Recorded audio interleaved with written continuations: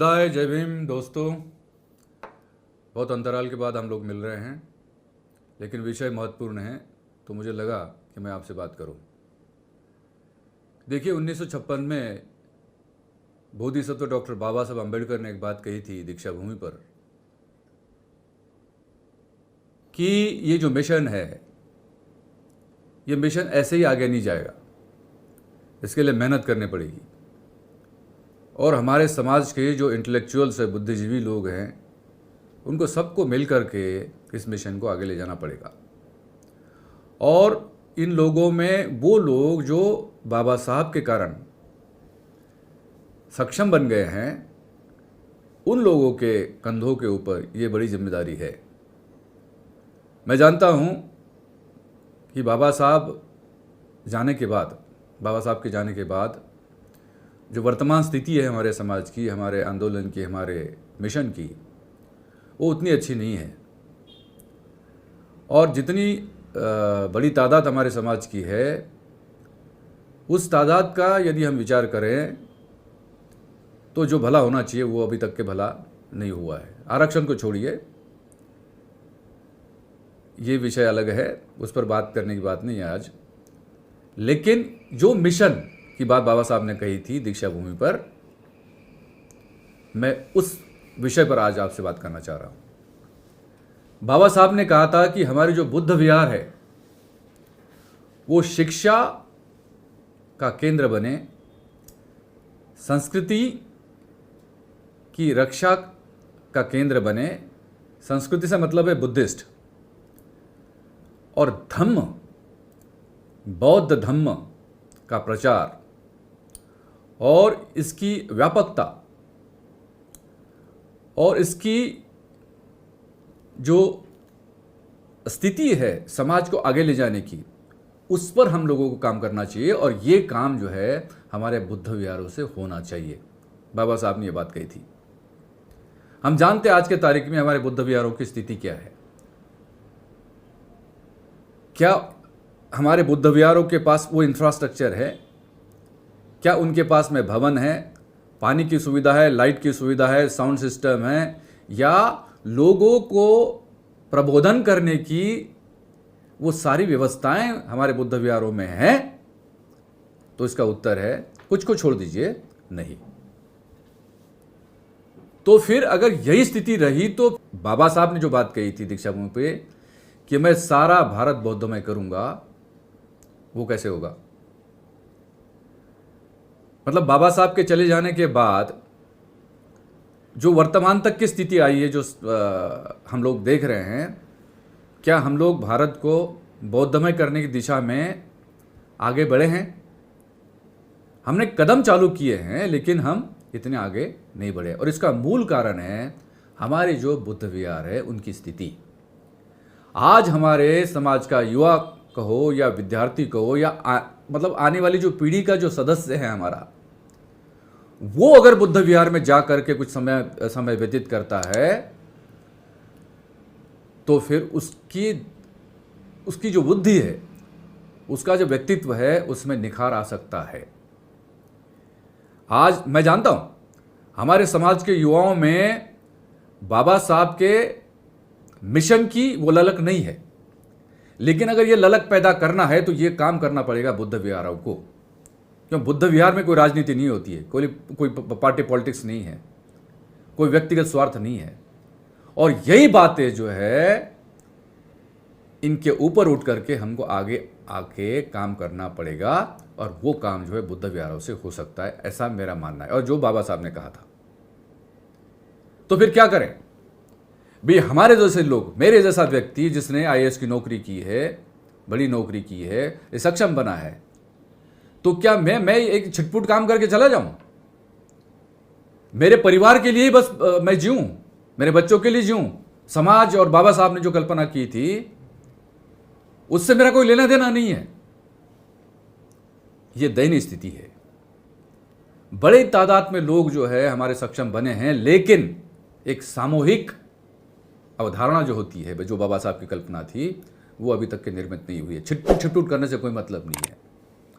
एक ऐसी स्थिति निर्मित होनी चाहिए जिसमें आपको लगना चाहिए कि ये मेरा है, ये मेरा काम है। और जिस काम में कोई पॉलिटिक्स नहीं है, कोई व्यक्तिगत स्वार्थ नहीं, ऐसा काम है धम्म का काम, बौद्ध धम्म का काम। और ये बुद्ध विहार से धम्म का काम होगा। मेरी ओर से मैंने नौकरी में रहते हुए कहिए या अभी तक के जो भी काम हो मैंने करने की कोशिश की, मुझे बताने की जरूरत नहीं, लेकिन आगे जो करना है अब वो तो बताना पड़ेगा। लगभग मैंने कई हमारे पूजनीय बंदेगणों से बात की है, कई लोगों से मैंने बात की है कि आज के तारीख में अगर हमारे देश की स्थिति है, अगर उसका विचार करें, मिनिमम टू मिनिमम पूरे देश में 50,000 से 1 लाख तक के विहार है, ऐसा आंकड़ा एक सामने आ रहा है। अब अगर हम 1 लाख बुद्ध विहारों की बात करते हैं और इन विहारों की स्थिति की बात करते हैं तो आपको लगेगा मुश्किल से 1-2% ऐसे विहार हैं जहां सारी सुविधाएं या ये व्यवस्थाएं उपस्थित मौजूद है। तो फिर बाकी 98% का क्या होगा? क्या वहां लोग हमारे जाके उनको अच्छा लगता है, उनको वहाँ बैठना अच्छा लगता है, समय व्यतीत करना अच्छा लगता है, धम्म की बात सुनना अच्छा लगता है? गलती उनकी नहीं है, गलती हम जैसे पुरोधाओं की है। मतलब हम पढ़ लिख के नौकरी में आके या बाबा साहब के कारण सक्षम बने हैं, लेकिन हमारी जो जिम्मेदारी, सामूहिक जिम्मेदारी है, उसका निर्वहन हमने अभी तक के उस हिसाब से नहीं किया जैसा बाबा साहब ने कहा था।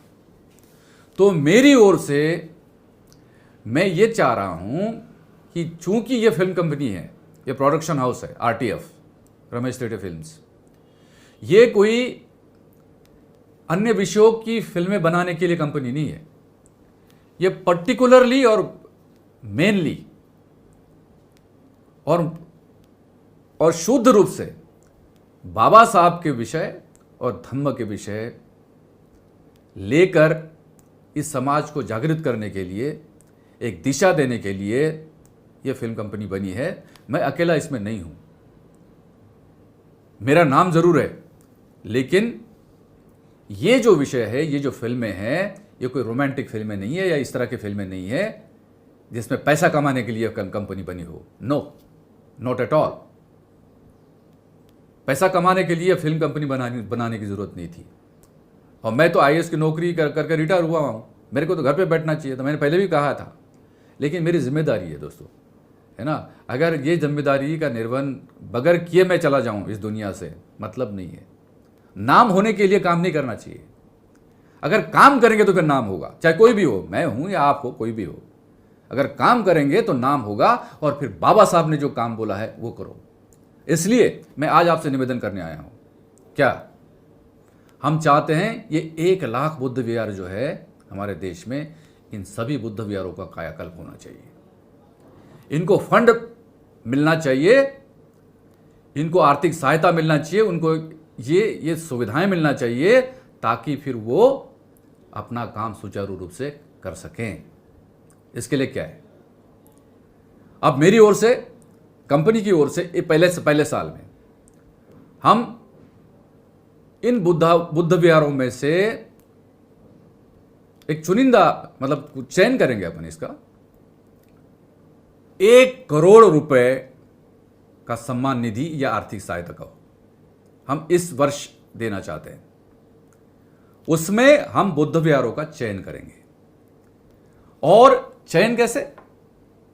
सबसे पहले मैं निवेदन करना चाहता हूं सभी बुद्ध विहारों की समिति और हमारे बंदेगण, ये समितियां जो है ना हमारे बुद्ध विहारों की, उन सभी लोगों से, देश के सभी बुद्ध विहारों की समितियों, बंदेगण से मैं निवेदन करना चाहता हूं हाथ जोड़ के। सबसे पहले आप हमारे पास, हमारी कंपनी का जो व्हाट्सएप नंबर है आपको स्क्रीन पे देखेगा, उस पर आपको आवेदन करना है। आवेदन में क्या लिखना है कि आपका बुद्ध विहार कब बना था, आपके बुद्ध विहार के भवन की स्थिति क्या है, बाकी सुविधाओं की स्थिति क्या है, और अगर आपकी मंशा के अनुसार अगर आप उस बुद्ध विहार को बनाना चाहते हो, उसका जीर्णोद्धार करना चाहते हो, अच्छा बनाना चाहते हैं, तो उसमें आपको कितने फंड की आवश्यकता होगी। और ये एप्लीकेशन व्हाट्सएप पे करना है आपको, कोई पोस्ट से नहीं भेजना है, कोई हार्ड कॉपी में नहीं भेजना है, व्हाट्सएप पे भेजना है आपको। एक अंदाज जो उसका एस्टिमेट जो है वो उस पर आप लिखें और हमें व्हाट्सएप नंबर जो आपको स्क्रीन पे दिख रहा है उस पर भेज दीजिए। जब हमारे पास यह आवेदन आएगा तो फिर हम आपसे बात करेंगे, हम आपको चर्चा के लिए बुलाएंगे या आपसे वर्चुअल बात करेंगे, फ़ोन पे बात करेंगे। और ये जो सारे बुद्ध विहारों से हमारे पास में जानकारी आएगी, इस जानकारी का एनालिसिस करके, विश्लेषण करके और असेसमेंट करके हम देखेंगे कि सबसे पहले इस साल जो 1 करोड़ रुपए हम देना चाहते हैं, वो 1 करोड़ रुपए किन किन बुद्ध विहारों को हम इसमें राशि दे सकते हैं। हो सकता है कुछ को ज़्यादा लगेगी, कुछ को कम लगेगी, लेकिन प्रयास ये होगा कि सारे बुद्ध विहार, हमारे देश के सारे बुद्ध विहार हम कवर कर सके। ये बड़ा काम है, ये छोटा काम नहीं है। लेकिन ये मैं अकेला नहीं कर सकता। ये कंपनी, मैं बार बार कहता हूँ, ये कंपनी मेरे नाम से ज़रूर है, लेकिन ये आपकी कंपनी है, ये समाज की कंपनी है, ये समाज का धन है, ये समाज का धन है। और इसलिए इस धन का डिस्ट्रीब्यूशन होना चाहिए। असेट्स जो हमारे पास में होते हैं उसका डिस्ट्रीब्यूशन होना चाहिए, equitable and judicious distribution of assets and wealth. अगर ये होता है ना तो किसी की कोई शिकायत नहीं होगी, कोई नहीं कह सकता फिर अगर आपने सही काम किया, अरे इन्होंने गलत काम किया, ये तब कोई नहीं कह सकेगा। तो सबसे पहले आप आवेदन करें कि आपके बुद्ध विहार की टोटल स्थिति को देखते हुए अगर उसको आपकी मंशानुरूप उसको बनाना है तो आपको कितने फंड की आवश्यकता होगी, हम देखेंगे उसमें हम क्या कर सकते हैं। और हम, जैसा मैंने कहा, पहले साल में 1 करोड़ रुपए की आर्थिक सहायता या सम्मान निधि बुद्ध विहारों को हम देंगे इस साल। और आने वाले सालों में जैसे जैसे हम आगे बढ़ेंगे वैसे वैसे, अभी तो कम है ये 1 करोड़ बोला हमने, अगर ये कार्य आगे बढ़ता है, और बढ़ेगा ज़रूर, क्योंकि इसमें स्वार्थ नहीं है। आप आधी रात को कहीं भी जाके देखिए, थिएटर जो बोल रहा है आपको वही दिखेगा। मेरा कोई इसमें हिडन एजेंडा नहीं है। कुछ लोग मेरे पे टिक्का टिप्पणी करने दीजिए, कोई बात नहीं, ऐसे रहेंगे। बाबा साहब के समय बाबा साहब पे करते थे लोग। ये काम नेक काम है और ये मैं करना चाहता हूं। इसमें कोई पॉलिटिक्स नहीं है, कोई हिडन एजेंडा नहीं है, कोई स्वार्थ नहीं है, कोई पैसे कमाने का धंधा नहीं है। ये उल्टा समाज को देने की बात है और समाज को ये मिलेगा ज़रूर, लेकिन इसके लिए आपको साथ देना पड़ेगा। हमारी जो बुद्ध विहार की समितियां हैं, सबको हमारे साथ में कंधे से कंधा मिलकर काम करना पड़ेगा। Bhima Koregaon, the battle of Bhima Koregaon, ये जो फिल्म है, ये छोटी मोटी फिल्म नहीं है, ये क्रांति है, ये सामाजिक क्रांति है। कुछ लोगों ने अरे फिल्म से क्रांति होती है, उनको क्या समझता है। एक व्यक्ति ने कहा, बोले अरे फिल्म से कोई सामाजिक क्रांति होती क्या। जब देखोगे ना तो आपको लगेगा ये क्या है। ऐसे विषय हैं, धम्म के विषय हैं, कई कहानियाँ हैं हमारी। आज के तारीख में मॉडर्न कहानियाँ भी बहुत सारी हैं। इन तमाम कहानियों को जब पर्दे पे उतारेंगे और लोगों तक ये बात पहुंचेगी, हमारा इतिहास लोग देखेंगे, जानेंगे, तभी क्रांति होगी। हम कलम वाले लोग हैं, तलवार वाले लोग नहीं हैं, हम संविधान वाले लोग हैं।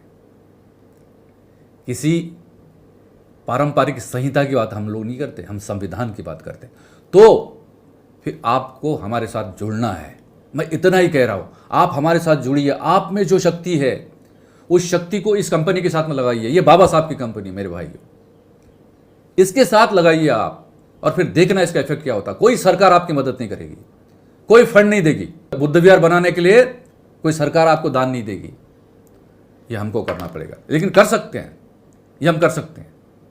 बड़े बड़े बड़े लोग हैं हमारे समाज में, लेकिन अभी तक के वहाँ से उस तादाद में ये काम नहीं हुआ है। मैं दोष नहीं देना चाहता किसी को, मैं केवल जागरूक करना चाहता हूँ। अभी की भी समय अभी आया है, अभी आपको काम करना पड़ेगा। आप काम कीजिएगा, आप काम कर सकते हैं, मैं काम कर सकता हूँ, लेकिन साथ में हाथ, ये ऐसा चाहिए। जब ये दोनों हाथ मिलेंगे ना तो शक्ति आएगी और ये होगा। मैं इस समय पर केवल इतना कहना चाहता हूं, भरोसा रखिए। न केवल भीमा कोरेगांव बल्कि कई कहानियां आपको देखने को मिलेगी और ये आपकी अपनी कहानियां हैं, आपके अपने समाज की कहानियां हैं, आपके अपने इतिहास की कहानियां हैं और इससे पावर ज़रूर क्रिएट होगा। आशा करता हूं आप साथ देंगे। आवेदन ज़रूर कीजिएगा, जल्द से जल्द मैं इंतज़ार कर रहा हूं। धन्यवाद। जय भीम।